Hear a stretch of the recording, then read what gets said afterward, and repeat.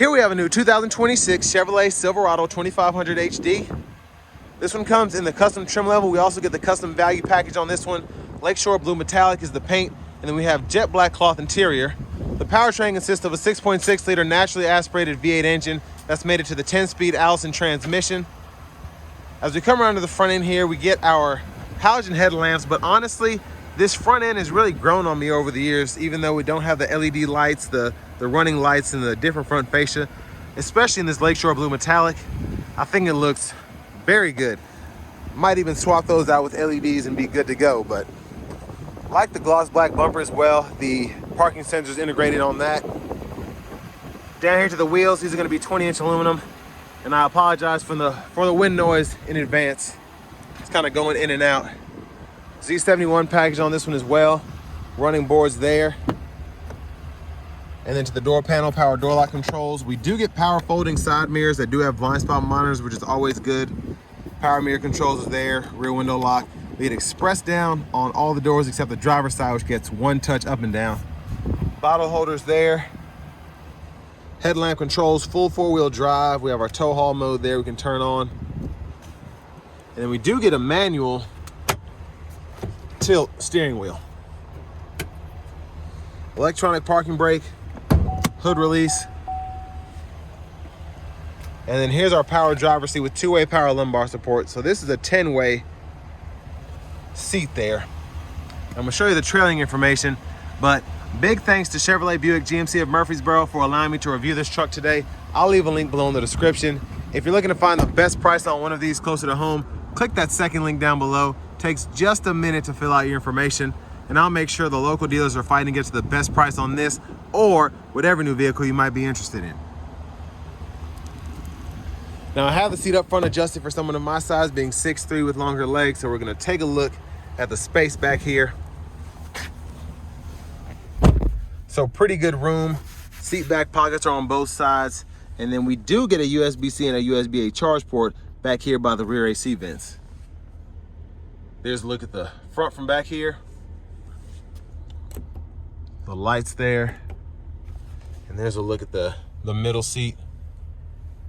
Now we can hang our uniform on these pretty sturdy hooks. And then if you need to use your child locks, lock, unlock there.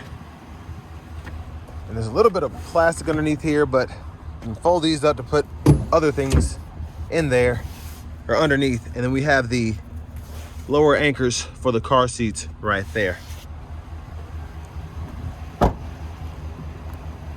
Fuel filler takes regular.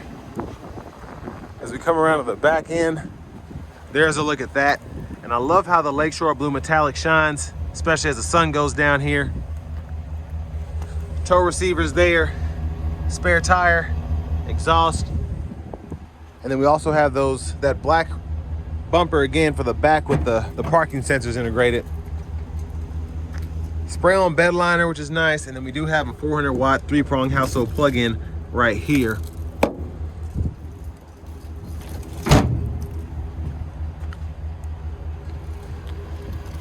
Now as we come around to the rear passenger seat, just gonna show you this.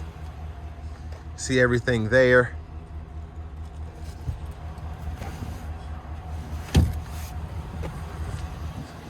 And then to the front passenger seat, 4-way manual. We can adjust the seat back here and then the seat bottom right there. A lockable glove compartment with the owner's manual. And there's our top storage tray if we ever want to use that.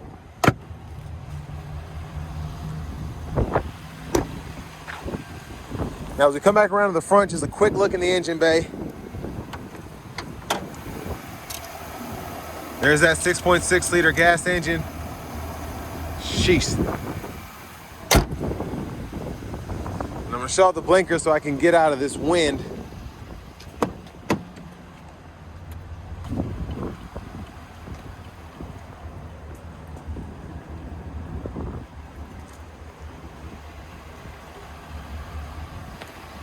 We do get them on the side mirrors. And they're the ones on the front. But let's hop in. So we do get that kind of hard plastic vinyl steering wheel here, but honestly, it's not terrible. There's the horn. Now, just a quick run through of the radio. We do get AM, FM, XM, along with Bluetooth. We also get wireless Apple CarPlay, Android Auto compatibility. Our settings here, we can go down to our preferences, updates, all of that there. And then if you go into the apps, you can see that your vehicle settings include rear seat reminder and buckle to drive there. Languages here. And there is the backup camera. The guidelines do follow you as you turn the steering wheel. But a pretty simple setup there, not really too much to see. We do get a nice tray up here if you want to put your phone or whatever up there, change. Volume knobs here, you can click there to mute. We have buttons for the phone, home page, which is always nice. And then down here we get our single zone manual climate control. So we can hit this button to turn the system on or off, and you'll get a notification on the screen there. And then you can adjust fan speed there, temperature here, fan direction, AC, and then the defrosters. Lane departure, parking sensors, and then we can drop the tailgate there, hazards, traction control, and then the downhill brake control or hill descent right here. We have the trailer brake controller, USB-C, USB-A duo, and then a 12 volt here, and then another 120 volt 3-prong plug-in there. Now this middle seat we can use as a center console cubby space, bottle holder storage, or just flip it up and then it's good to go. And then you can also pull the strap to get it back to the center console again.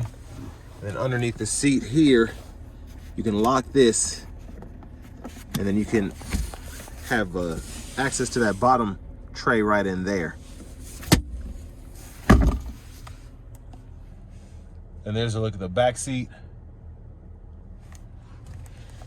Lights here, OnStar's up there. We do actually get a vanity mirror, which is nice. And then back to the steering wheel, left side stock, blinkers, fluid, one-time intermittent wipers, auto high beam toggle here. And then for the shifter, we can just pull, reverse, neutral, drive. And then we have the L, so the low mode, and then we can toggle the gears here, and you can see in that bottom right-hand corner what gear you're in. Left side of the steering wheel itself, cruise control, you can turn that on or off, and then cancel, set your speed. This is for the gap adjust for the forward collision alert, and you can see that there on the screen. And then if you want to change your units of measurement or anything like that, you can go in here and actually fool with that. Now this is in transport mode, so it won't let me show you that, but it's pretty easy to do, and then you can see your different options there. Push button start. Finally, here's the key fob with remote start. But next, let's go ahead and take this 2026 Silverado 2500 Custom out on the road for a test drive. So starting the test drive in this Silverado 2500 HD, like how this gets up to speed. It's pretty quick, honestly, for it to just be a naturally aspirated V8 pushing this heavy of a truck. And it's actually pretty fun to drive. I feel like you have more upfront torque compared to the turbo diesel.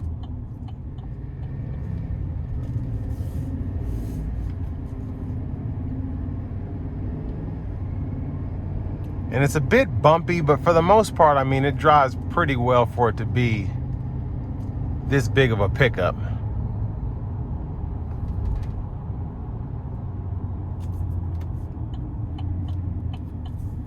Gonna try to give it a good pull getting on the interstate here.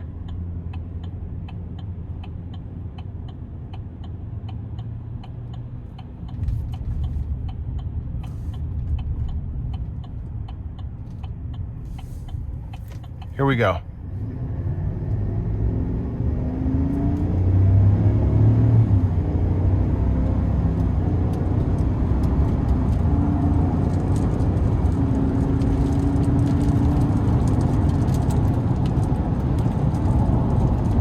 So got up to speed very nicely. Now it's right around rush hour, so I'm not gonna activate the cruise, but I want to give a huge thanks to Chevrolet Buick GMC of Murfreesboro for allowing me to review this truck.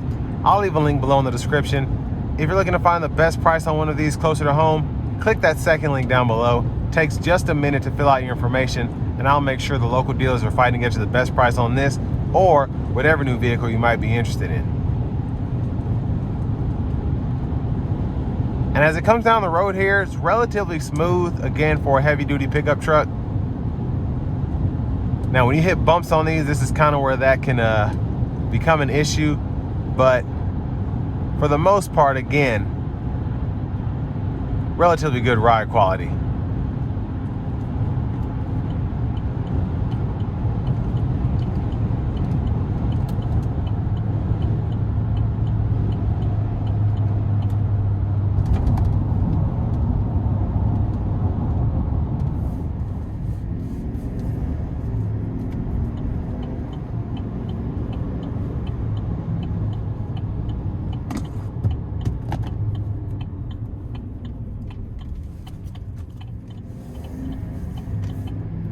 Now, for the money, I think you get a pretty good package here for 60 grand, especially being equipped with the custom value package. Love the wheels, love the overall look of the custom. I would probably not even trip about getting that updated front fascia if, you know, the headlights were swapped out for LEDs. But GM's always had this, they always want you to upgrade to a higher trim to get certain features, and it's been kind of obvious. Some other manufacturers, you're missing certain things, but honestly, they all kind of look the same. So if you're trying to save money here, you can. But I mean, the front fascia still looks nice. I remember when these first came out, and I was thinking, why would they leave the halogen lights in these trucks? And then you have the high countries or whatever that have the nicer front fascias with the LED lights, and they just look killer. But that's what they want you to do. They want you to upgrade to that higher trim. But honestly, I've seen some of these swapped out with LEDs, and they look close to as good as the, you know, the more updated front fascias. Now, you have to realize getting something like this with the turbo diesel, and if you go up to, let's say, a ZR2 trim or a high country trim, you're getting close to 100 grand. So to be around 60, you still have the Z71 package, you still have the custom value package. You know, that's a big difference in payment in terms of if you're having cash, how much you want to spend on a truck, especially when they pretty much both do the same thing, unless you're trying to, you know, tow a bit more. But if you're towing more than 16,000, you need to get that beefier diesel anyway. But if you're towing 12, 13, why not get the gas and then save at least 10 grand on the powertrain? So again, it just depends on what you're wanting, what you're needing. But I like the overall package here, again, from a economical standpoint. If you're only wanting to spend 60 grand on a heavy duty truck, which is basically the new 45, you have a pretty solid option here. Again, having the off-road package, full 4-wheel drive, and then still having all your tech, even a power driver seat. So I think a good option here. And with all that being said, this will bring me to the end of my review of this 2026 Silverado 2500 HD Custom.